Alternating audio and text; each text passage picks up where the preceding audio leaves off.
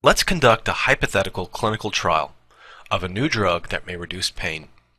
We'll take 3,000 patients and assign them to 3 groups randomly. We'll give Group 1 no treatment. Group 2 will receive a sugar pill containing no active substances. And Group 3 will get our drug. We'll track our patients for several months and measure objective responses. I've drawn a chart of change in reported pain status on a 1 to 100 scale at the time of follow-up. Notice that Group 1, our no treatment, has essentially no change. Group 3 shows some improvement, however small, but Group 2 shows the greatest response. Remember that this is the group that got only sugar pill. What should we conclude about our drug? What could cause such a difference between no treatment and a sugar pill? Is sugar an effective treatment for pain? Don't forget this example because we'll be coming back to it. Placebo describes our ability to respond to inactive substances or stimuli by way of suggestive guidance. A placebo sugar pill can be more effective at relieving pain than no sugar pill, even though the sugar is ineffective at biologically interfering with the pain response. The placebo response is measurable in subjective tests, like the Visual Analog Pain Survey, but it's also measurable in objective tests, like blood pressure and pulse rate. It has a real biological effect, and we shouldn't ignore it. This says a lot about our creative brain and the power it has over our biology. It takes an expectation and turns it into a reality. Many cultural traditions recognize this long before the advent of modern psychology, and healers have been using the placebo effect for non-life-threatening conditions for millennia. There's an interesting correlation between the nature of the placebo intervention and the degree of response. Medical research has established that placebo capsules are more effective than placebo in pill form. Large capsules are more effective than small capsules. At the very top of effectiveness on the list are 2 placebo treatments, injection and acupuncture.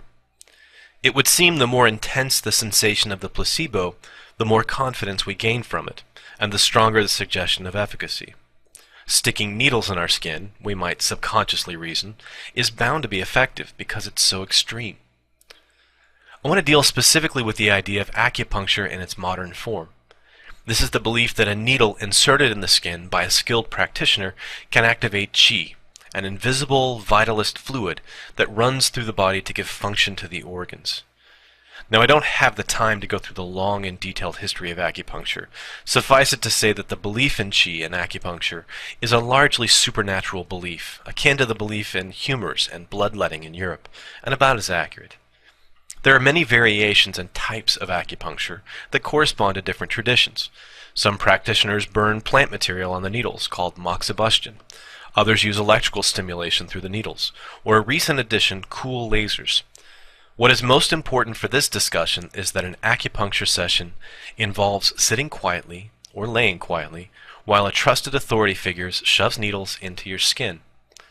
There's a great deal of manual contact as the practitioner inserts the needles and applies certain motions, and a sense of relaxation. This creates an atmosphere of high suggestibility and a frequent painful stimuli followed by release, something that can stimulate the release of endorphins. We could also include acupressure here, which doesn't penetrate the skin but simply puts pressure on specific chi points. So, does it work? The short answer is yes. In the short term, say less than 2 days, you will feel some relief from certain kinds of pain.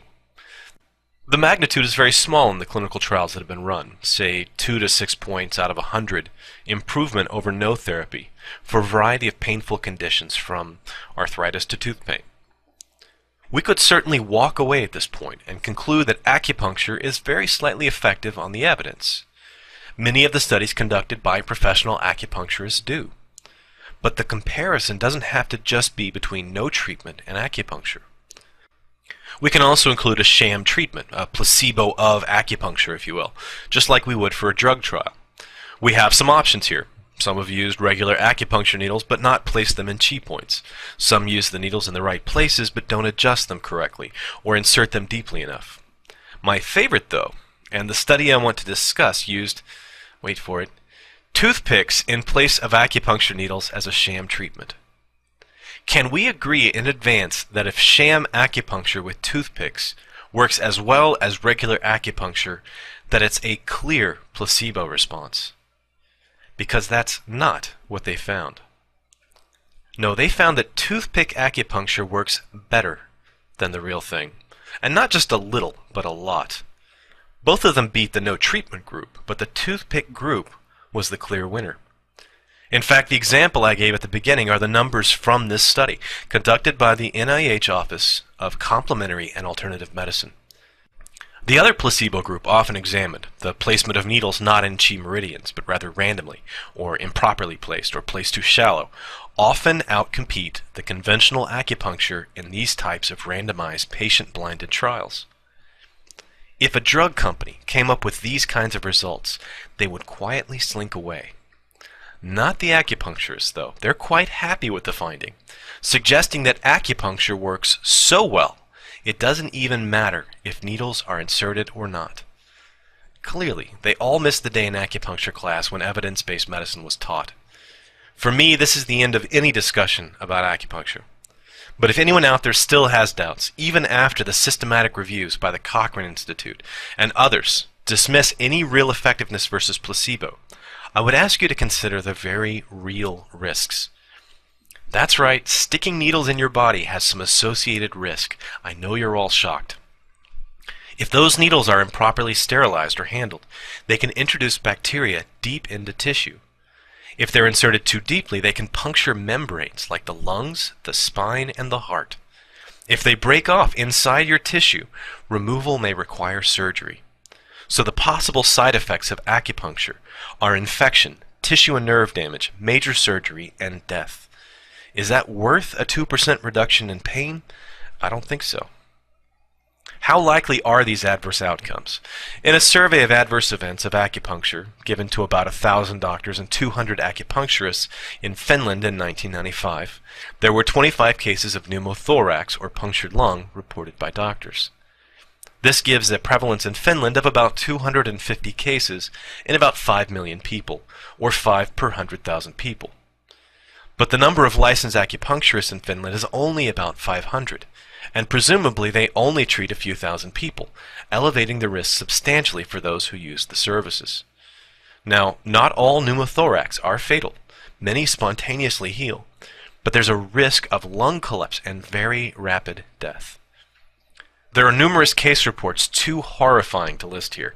X-rays revealing broken needle points in the pericardium, post-mortem exams of spinal lining punctures, and even a few outbreaks of infection from needles called acupuncture mycobacteriosis that infected dozens of people. If you do go to get needles inserted, make sure the practitioner is at least licensed, uses disposable needles, and that they carefully sanitize both their hands and your skin. I'm not a fan of scare tactics, but I think a thoughtful examination of the risks and benefits do not support the use of acupuncture for pain management or any other condition. Placebo effect is a useful tool to be sure, but the next time you're tempted to visit an acupuncturist, perhaps you might pursue the more effective, less expensive, and probably safer alternative therapy. It's all natural, composed entirely of wood, and also good for holding olives in a martini. Thanks for watching.